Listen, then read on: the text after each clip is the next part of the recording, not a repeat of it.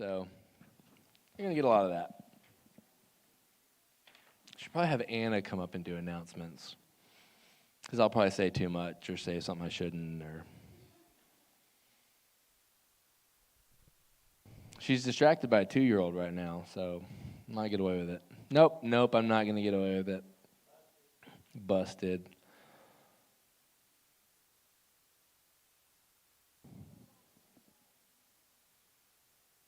Big announcements, though. Big announcements are coming next week.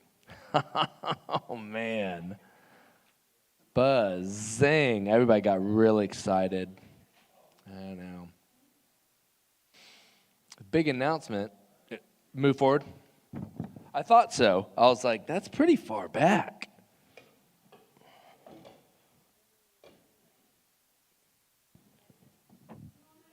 Too far forward? Yeah, you do the announcements so that I don't mess it up.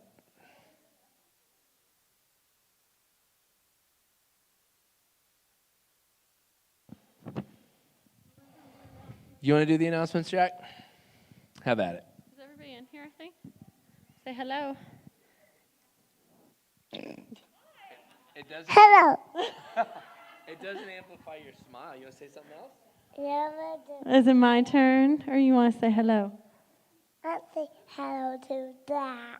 You want to say hello to Oh, you think, no, you're not saying hello to the microphone. what? Hello.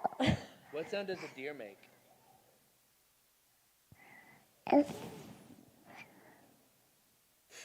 Yeah. Does not. He is Spider-Man. He's Spider-Man, yes. So it's sort of a non-announcement. We did meet, the two of us and Pastor Chad met this morning, so we have a game plan to start moving forward for community groups to meet in home. So I did send an email just again, thanks everybody for being patient. Just 2020 and 2021 have been stupid. So, you know, nothing's gone as originally planned, but God has his hands in everything. So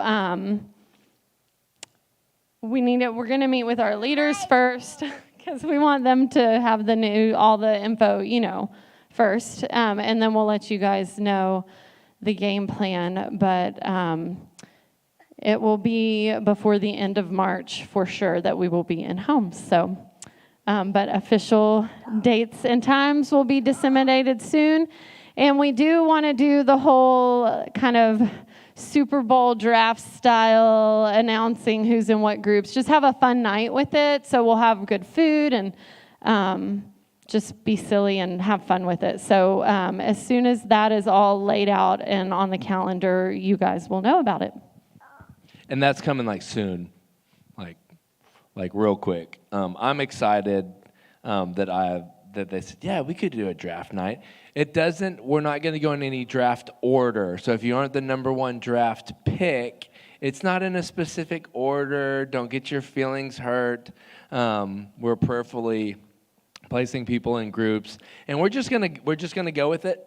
So we're excited. I think just a lot of people, us included, are just chomping at the bit to get into groups and to just start doing life with people. But yes, COVID-19 and Snowvid-21 have gotten in the way. And so it's been a mess. And my wife is a nurse, and I sell green beans, and all of our friends are in like work the grid. And so it's been a year. So anyways, but we're excited. Tonight, I want to set us up. My goal is to just finalize setting us up for groups, for what's going to make it succeed, what's going to make it fail. And it might sound like a broken record, but hopefully it's at a little bit of a different angle tonight. But life groups, yes, Jack, life groups, most of the hardest stuff you'll ever do in your life is also gives the greatest reward. It is the way it is. There's very little in life that comes very easy that's worth it. Is swimming easy? No, absolutely not. But every minute you spend in that pool wearing yourself out is going to pay off in the meet. One of the things I love about wrestling is every second I spent on the mat was going to make me better if I practiced right. But hard is good. Hard is good. And when we read our Bibles, there's no way around it. I tell all the people that I coach, and I told our girls at probably way too young of an age, just ask Anna, ask my in-laws. I would tell my girls, don't tell me hard as an excuse not to do it. Oh, but it's hard, so they won't say that anymore because they know Daddy's going to say, no, hard is a reason to do it, not a reason not to do it. And when we look at Jesus and the things he said and the things he did, hard was just a normal part of life. And we're going to have to put him above our comfort and our convenience, and then this will flourish. No vote. I know things are like the political climate is crazy, whatever. No vote is going to change the heart of a nation. It's just not going to happen. What's going to change it is people going through life together, growing closer to Jesus, loving their neighbors, and loving each other like Jesus loved. And so that's why the first verse, John 13:34, Jesus says, "A new command I give you, love one another as I have loved you, so you must love one another." Think about who he was saying that to. As I have loved you, so you must love one another. He was saying that to a guy who in that instant was plotting to betray Jesus. He said that to a guy that was about to disown him 3 times, didn't deny with cussing, swearing that I never knew him. He was saying that to people that were going to run and hide, and that he was going to give his life for. You got to love as I loved you. And I think a lot of times we hear that, and we initially go, well, yeah, but if you knew me. That's why transparency, which is going to be one of the hardest things, it's going to be one of the hardest things and one of the most rewarding things that you will get out of small groups.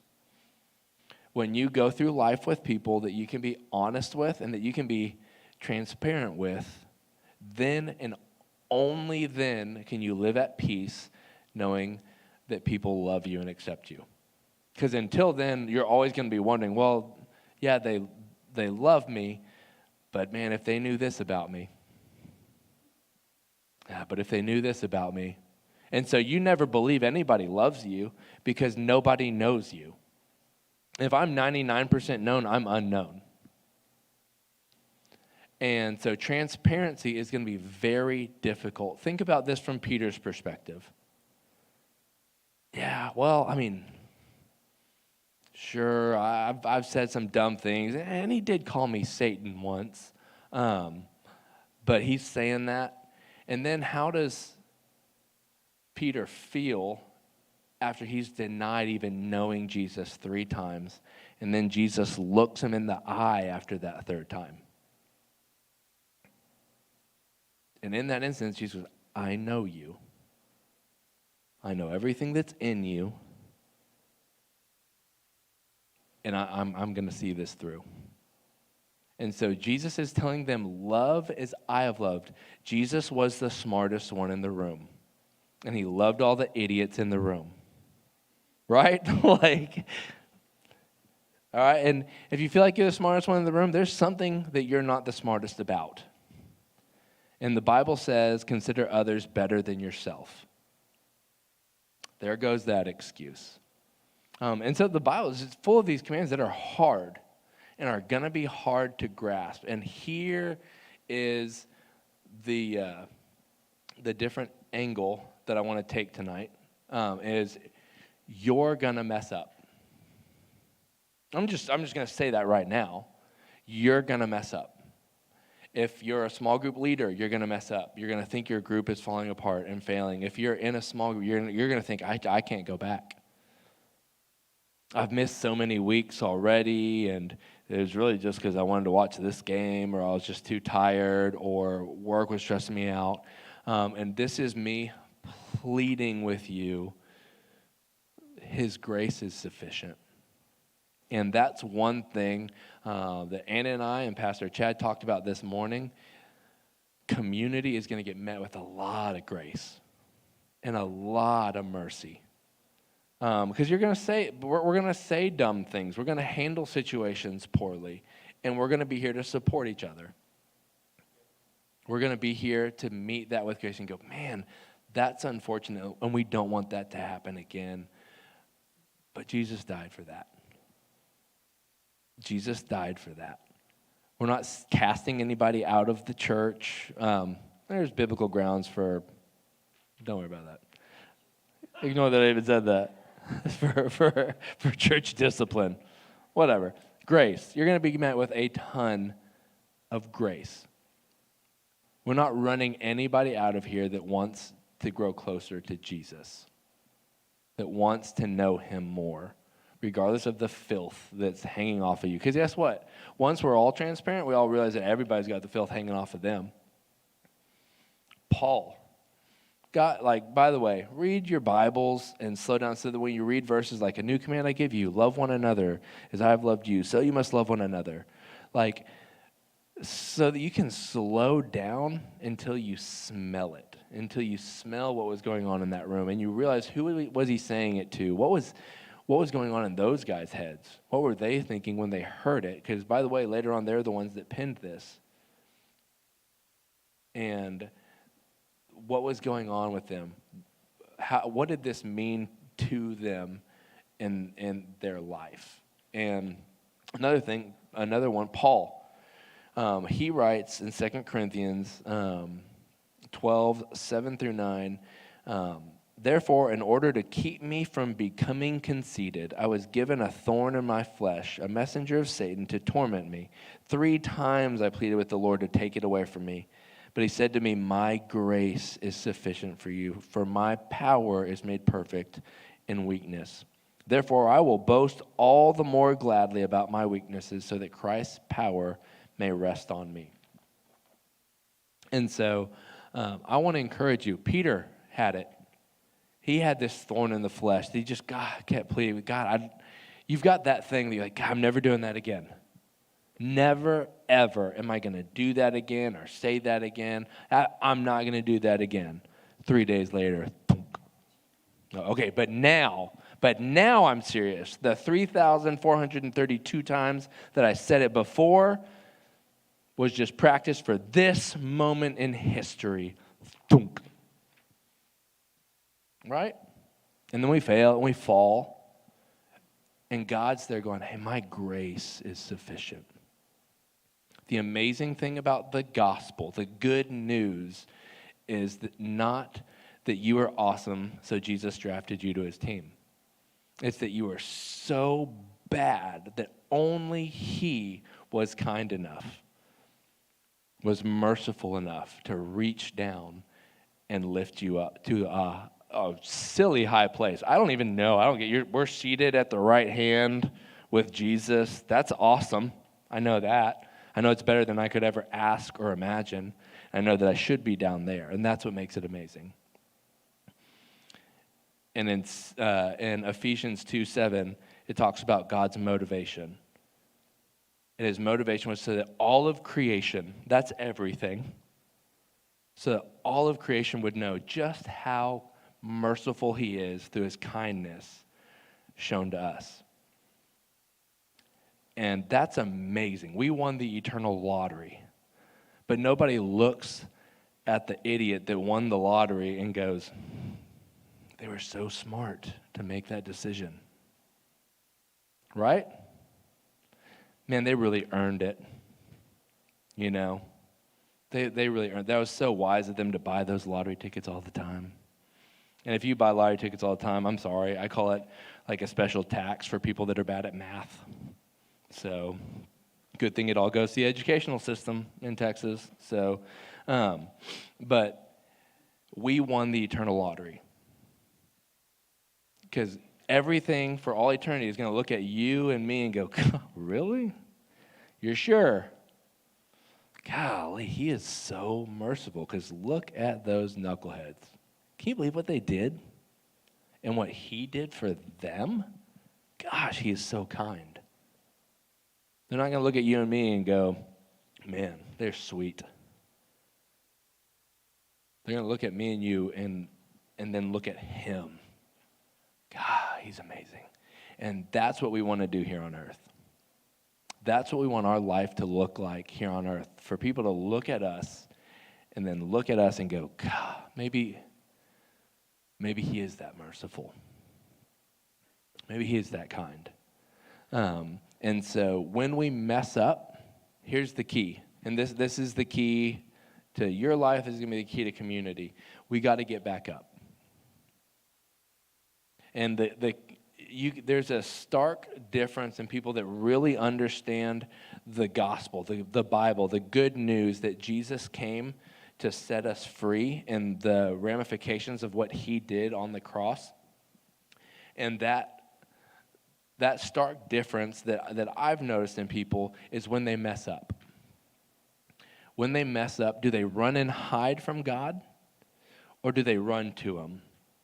Because they know his grace is sufficient. Do they run to him and go, God, I don't want to be like that anymore. I did it again. I don't want to be like that anymore. Will you make me something new? Crawl up into daddy's lap and say, God, I don't want to be like that. Help me be more like you. Or do they run and hide and wallow in pity and try to punish themselves and say they're not worthy? You're right, you're not worthy. You're right. The air conditioning turned off right as I said that, so kind of gave it a little dramatic effect. We didn't plan that. Sorry, that's the ADD coming out. But you're right. You're not worthy, except for the fact that the God of the universe gets to define your worth, not you. Thank God for that. You don't get to define your worth. You don't get to declare that you're guilty. Because Jesus said, it's finished. You're forgiven. And one of my favorite verses is Proverbs 24:16. For though the righteous fall 7 times, they rise again. But the wicked stumble when calamity strikes. Don't run and hide and stay on the ground wallowing. You don't get to punish yourself for your sin. Sorry. Jesus did it. It's finished. And the righteous, notice, they both fall. The righteous fall, the wicked fall. The wicked fall and stay down. The righteous get back up. And 7 times, that's in the Bible, that's the number of completion. That means every time. Every time you fall, just get back up. And be met with grace. That is what's going to happen in community. Get back up and be met with grace. So that is my invitation. That is my plea with you. You miss a week, you miss a month, you miss a year, get back up. You feel like you failed, and that was a terrible time. In Young Life, we have campaigners. That's like Young Life's small groups. And we used to joke, hey, sometimes you're not going to have campaigners, you're going to have campaigner. It was like you and like a kid who didn't have anything better to do that night. So celebrate and push each other closer to Jesus. If it's just you, have an awesome quiet time and seek God. Okay, God, what are you up to in this moment? What do you have for me? I'm going to get back up. So we are going to break up into smaller groups right now. The Utes are going to go with Miss Paula, Everybody else that's not a Ute is going to break up into groups of, the drill. I say 3 to 5 and whatever. Everybody finds groups. And we do this thing at our house. There's a couple questions on here. At our house at dinner time, we like to play Best, Worst, Weirdest. It's a fun game. We go through what was the best part of your day? What was the worst part of your day? And then we go through what's the weirdest part? What was just weird or silly or funny? And we're going to kind of do a version of that. We are going to do like, hey, what's the thing you're the most afraid of, concerned with going into small groups? What are you going like, man, like I really want to dive into this, but I'm not sure about that.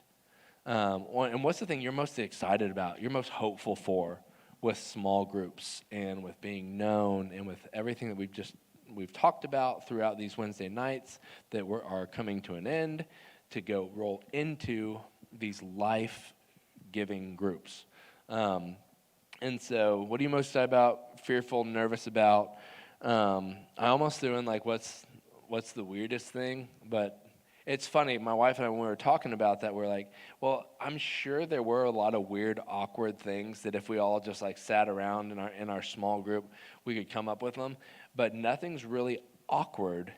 Nothing's really awkward anymore because nothing's awkward like with family. It's just family. You just know each other, and someone farts, and it's just like, oh, Abby farted. She farts all the time because it's Abby, and you just know each other really well. And so things just stop being awkward. Yeah, Abby does fart a lot, and most of the time they stink. I'm sorry when she's 16. It's probably going to be the case. And so get together in groups, talk about that. What are your hopes? What are your fears going into small groups? And just talk about like grace. What does that look like? Where have you been met with grace? That's that. You've gotten through those other things and you got more time to talk. Where have you been met with grace? And how has that affected your life? Maybe where have you not been met with grace?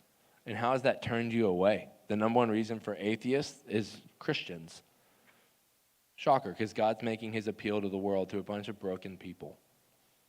And so talk about those things, talk about the impact that those things like have on you in groups of 3 to 5. Yeah, 3 to 5.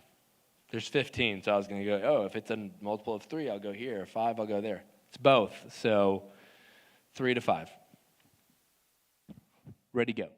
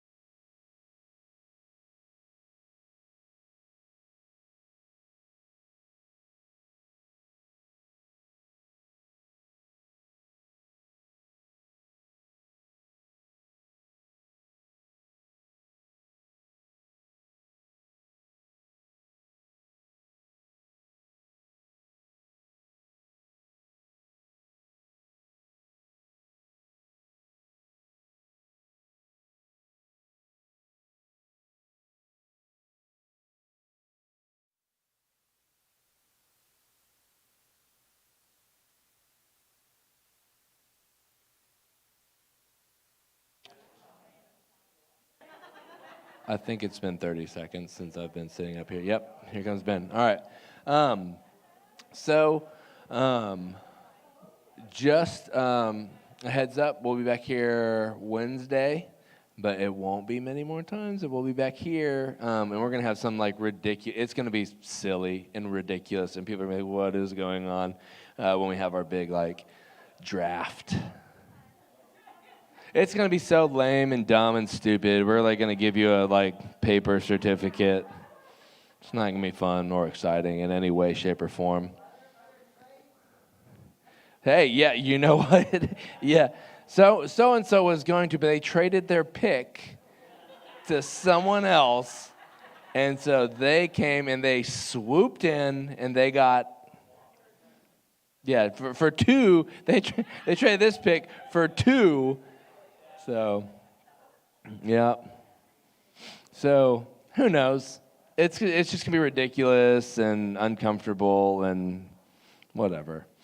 And we're just going to have pickles. That's all you're going to be able to eat are pickles. Not sure where that came from. But, yes, so we're excited. We're moving forward. And so I'm grateful that y'all are here.